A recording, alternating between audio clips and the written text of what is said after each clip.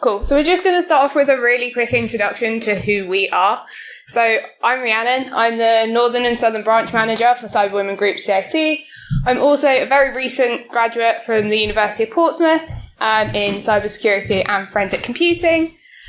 I was a virtual track semi-finalist in the Cyber 912 competition earlier this year. I'm a speaker. I've done a couple of these events now. And I was part of the CrestCon CTF organising team earlier this year. Yeah, hi guys, I'm Raffi. I'm the Cyberwomen at Warwick president. I'm an incoming third-year cybersecurity student at the University of Warwick. Similar to Rhi, I was also a Cyber 912 semi-finalist, except I was on the physical track in the actual BT Tower. My team also won the award for Most Engaged Team award. So I'm also a current AWS Data Center intern, and also a speaker.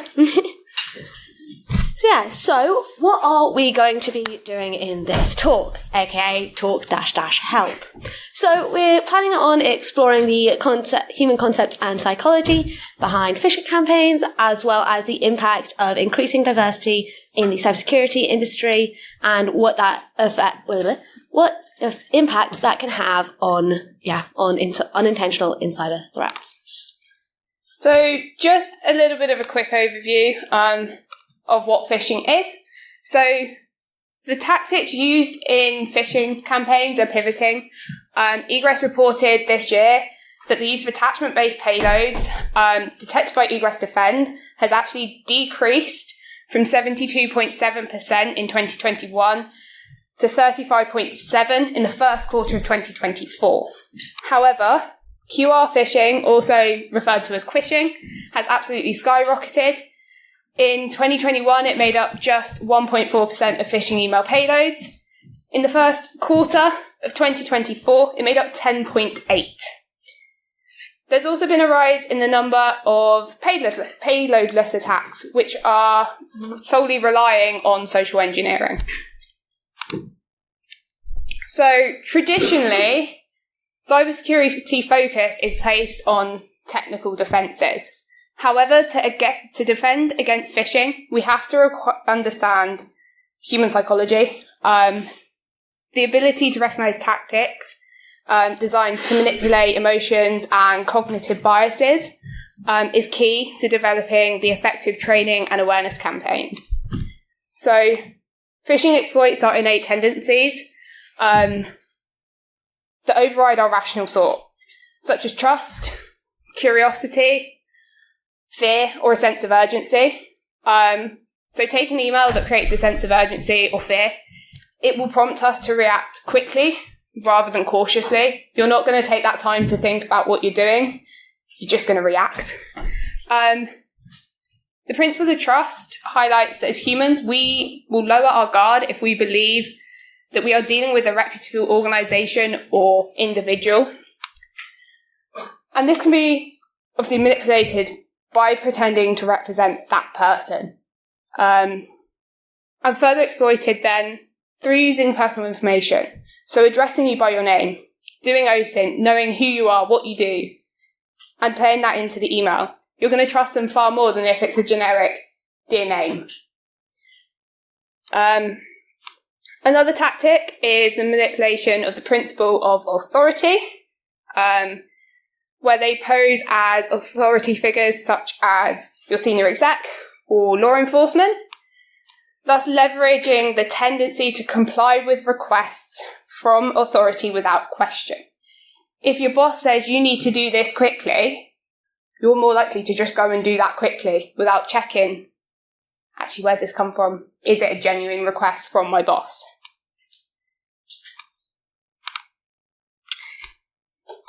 So the susceptibility of individuals to phishing attacks is often rooted in certain cognitive biases. So it's not always intentional. It a lot of times is completely unintentional. So these biases are inherent ways of thinking that can skew judgment and decision making. One such bias is overconfidence. So this is when people often think, no, I've done the training so many times. I'll know when it's a phishing email. And thus give themselves more confidence and are overly, as the name suggests, are overly confident in their abilities to actually identify and avoid clicking on an actual phishing email. So this can then lead to a lowered guard and thus increased likelihood of falling victim to an attack. So another common bias that can affect how likely it is for an individual to fall for a phishing attack is confirmation bias. So this occurs when individuals give more weight to information or scenarios that confirm their existing beliefs or expectations, which can happen when a person surrounds themselves with people so similar to themselves or their line of thinking that they almost form like a homogenous group. So context and timing can also play a significant influence on the success of a phishing attempt, as well as stressful situations which can impair judgment and critical thinking making, which leaves individuals more vulnerable to deception. So not UK specific, but I mean, for example, like actually the general election that was recently, or the US national election in November, people might be trying to imitate political parties and leverage that trust that people give to those parties for their own gain. So when stressed, the ability to meticulously analyze a situation diminishes, and similarly, the timing can diminish the level of scrutiny that's applied. So emails sent later in the day, for example. Thus, phishers may time their campaigns to coincide with periods when individuals may be tired, their mental resources depleted, such as I mentioned, at the end of the day, towards a period of rest, or just generally around holidays. So also, social proof is a psychological phenomenon where individuals tend to copy the actions of others in an attempt to undertake behaviour in a given situation. This can then be manipulated by attackers to create a false sense of security and legitimacy. So, this can be utilised by these phishers by crafting an email that claims others have complied with the request, which plays into the kind of herd mentality and innate social nature that humans play in, or have around. This is a cow that Rhi and I have loved laughing about whilst creating this PowerPoint, as we have nicknamed it Cyber Cow. This psychological sophistication of phishing attacks begs the question, how do we safeguard attacks against an enemy that understands us so well through, say, OSINT and spear phishing? So education and awareness in general are the crucial first steps. So understanding the psychology of social engineering and the tactics used by cybercriminals should be used in the development of education and awareness to foster a healthy sense of skepticism and caution. The lines between the real world and the digital world are continuing to blur. So does the trust and deception that people place in these online resources. So to do this, everyone needs to remain vigilant in their attempts to combat cybercrime and phishing attacks. So again, another way to do this is to look out for signals that take advantage of the human brain and question whether an offer is actually way too good to be true, as well as making sure that you educate people early. So don't wait till people are in their professional industry jobs. Start talking to people about it in schools. Yeah. So we've told you what it is, but why is it an issue? So the Cyber Breaches Survey of 2024 conducted by the UK government, 84% of businesses and 83% of charities fell victim to a phishing attack between April 2023 and April 2024. For businesses, that's an average cost of a breach of £1,205. For a medium to large business, which is companies over 50 employees, that rose to £10,830 per incident. Obviously now, money is not the only way that a phishing attack will affect your business. They can utilise phishing to gain access to your network through credential harvesting and allowing them to then laterally move through your network. Cloudflare estimated that 90% of cyber attacks started by exploiting employees through a successful phishing attack, primarily through the use of disinformation commonly found in those phishing emails. 18% of those organisations who fell victim to a phishing attack in 2021 to 2022 belonged to the government. The next highest victim proportionally was tied between science, education, healthcare, manufacturing, and industry, with all three categories representing 8%. So, phishing attacks negatively affect a business through the use of internal threats and adversary man in the middle. I've lost my mouse. So, a threat actor may send a spear phishing email to a select employee that they might have found through OSINT to try and then gain access to the network through that individual's account. We could encourage a user to click on a link that encourages them to, or directs them to a reverse proxy web page that clones a reputable one, and then bypass two-factor authentication, again, to gain credentials to further their exploits. Insider threat is not something when you think about phishing that you think about commonly.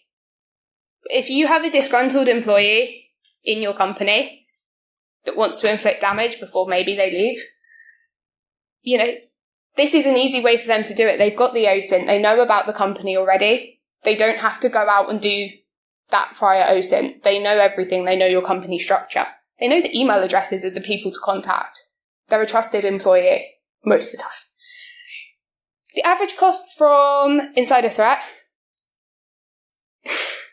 is $701,500. And that's primarily spent on containing the effects of the attack. So that's after they've done anything. However, that threat's not going anywhere. It's not going to disappear. The 2023 Cost of Insider Risk Global Report actually said that the number of insider threat attacks is increasing. It's not decreasing, they're not going away.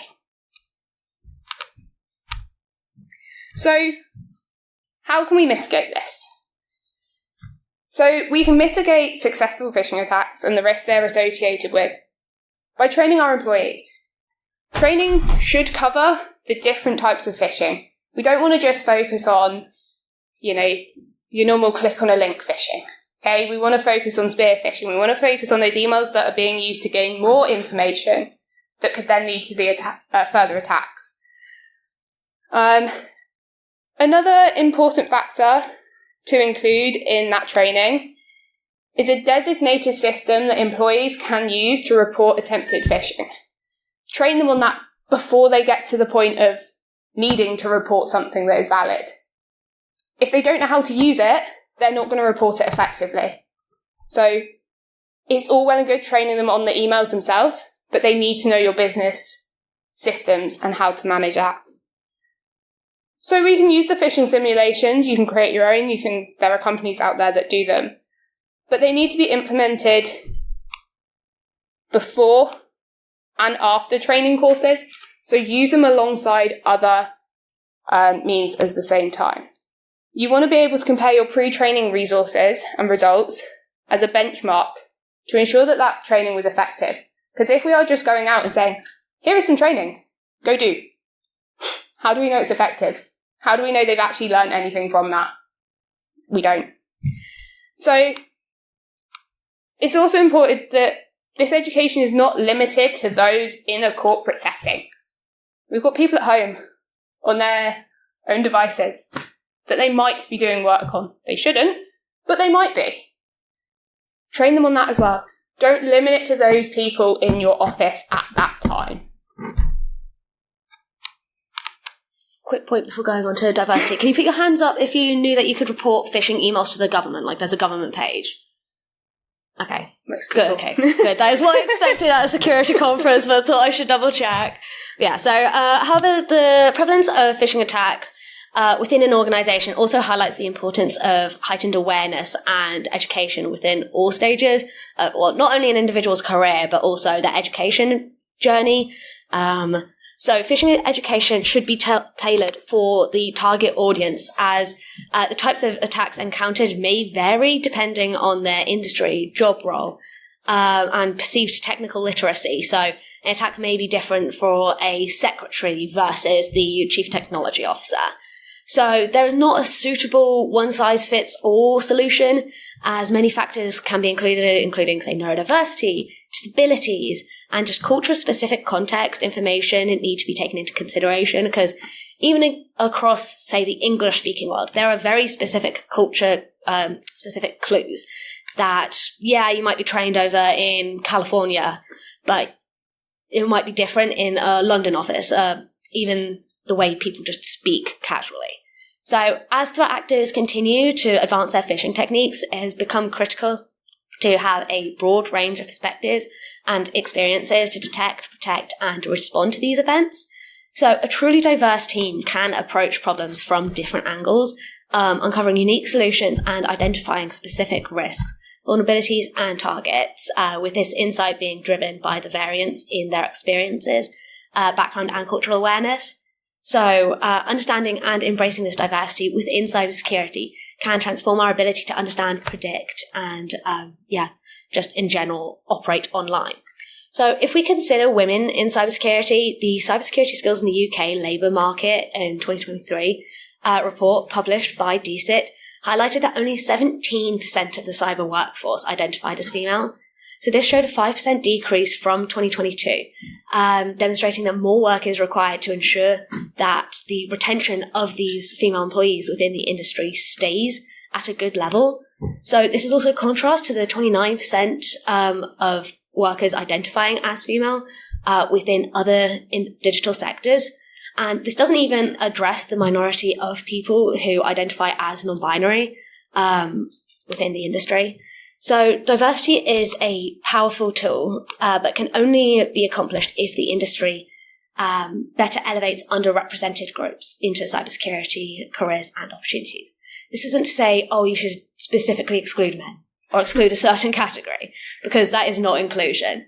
But Forbes suggested that one of the major barriers preventing people from pursuing a career in cybersecurity is due to the unclear idea of what a career in the industry actually looks like, due to a lack of knowledge from the education curriculum. So whilst the study that Forbes did was based on professionals in the US, a similar sentiment can be assumed to be true, or roughly true, in the UK. So the UK government is aware of the need for diversity in the cybersecurity industry, as in the 2022 National Cybersecurity Strategy, they want to aim to have a, quote-unquote, steady and diverse flow of highly skilled people coming through our education system. So they plan to do this by increasing the uptake in GCSE computer science, equivalent qualifications, that's the word, sorry, as well as education past that point, as well as upskilling the teachers and providing relevant resources, up-to-date resources as well. So this relates to the work that Cyberwomen Groups, we'll talk more about our specific work shortly, does. As I know, specifically in the Cyberwomen at Warwick branch, but as well as in other branches, we target students, especially in the kind of year 8, year 9 age, in order to encourage them to go down the pipeline by saying, hey, these are the kind of jobs that you can get within the industry. So outside of cybersecurity, diversity in the workplace increases profit, retention of staff, productivity, and creates a general sense of belonging. There have been studies into that as well. So let me know if you want those. So one way we can encourage more people to join the cybersecurity industry is through the use of community clusters. You've seen and heard a few of them the last couple of days. We've all been here floating around. And this is because people, especially younger students, and those that are looking to transition from other sectors into cybersecurity, are able to see people that look like themselves with similar characteristics and similar backgrounds represented within the sector they want to join. Therefore, they're also more likely to stay in the industry for longer. If you've got that sense of community, if you know who you're with, you are more likely to remain. So, Cyberwomen Group, CIC, started life as Cyberwomen in Warwick in 2022, founded by Sophie and Jenny, who are sat right there, as a student-led initiative to promote diversity and equality in cybersecurity. After graduating, they had so many people coming to them saying, how can we continue this? That they founded Cyberwomen Group, CIC. And in less than a year, we've developed from 1 branch to 8 and growing. with over 50 exec and 3 representatives and 7 internal team members. So the rapid growth showed there was a need for this in the industry. There was a place for students at university level to join industry, to make those links that they weren't making through their university courses. So the rapid growth, obviously, they went from 1 branch to 8. They are 2 people, they work 9 to 5. They've taken on very recently 5 new graduates, myself being one of them, and we're previous exec, to join them to aid in the branch management, social media, technical management, and the development of an alumni community. So our branches are purely student-led. They sit outside of their universities. They are not societies. They are initiatives that work with their universities. They lead their own events. As Sophie always says, as long as it's moral, ethical, and legal, they can do what they want. They hold national conferences. They go into schools and they give workshops. They run CTFs. They give careers presentations. Think of it, they've probably done it or are in the pipeline of doing it. There's a lot coming up in the next few months. Quite scarily. But they're there. They bridge that gap. They bring the students who are mainly first years when they join to meet those people in industry that actually, if they were to connect with them on LinkedIn, they might go, well, that person's really scary. I don't know them. How am I ever going to meet them? They meet them in their first year of university. They work with them in their first year of university. That gives them the basis to go out into their careers and say, I know this person. Or if they're stuck in a module and they can't get the help or the right advice that they need through their university, or they want extra advice, they've got industry professionals they can go to and ask. Also, to add on to that a little bit, the Cyber Women at Warwick branch, when it was initially founded, was 5 people. It was Sophie, Jenny...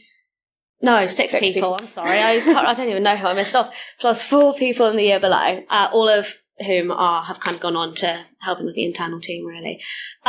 We are now a branch of 14 and most likely increasing. We are the biggest branch, but it really shows that in 2 years, there's been a lot of uptake in it. And one of those first events was actually Sophie speaking at my Years Off a Holder Day. And yeah, so there's definitely uptake in this kind of field. But so one way that may encourage people to join the cybersecurity industry is through the use of these community clusters. This is because, as we talked about, it really is beneficial for people to see people like them in the industry. It makes that jump into cybersecurity a little less scary, especially if people have gone to an all-girls school. Going into a very male-dominated industry, seeing multiple groups aimed at women, it makes it a lot nicer of a sector to go into. It's like, okay, there are people like me, and really aids in them, comforting them. These are, we recognise that we aren't the only group trying to make people feel more comfortable and more safe in this community of cybersecurity professionals.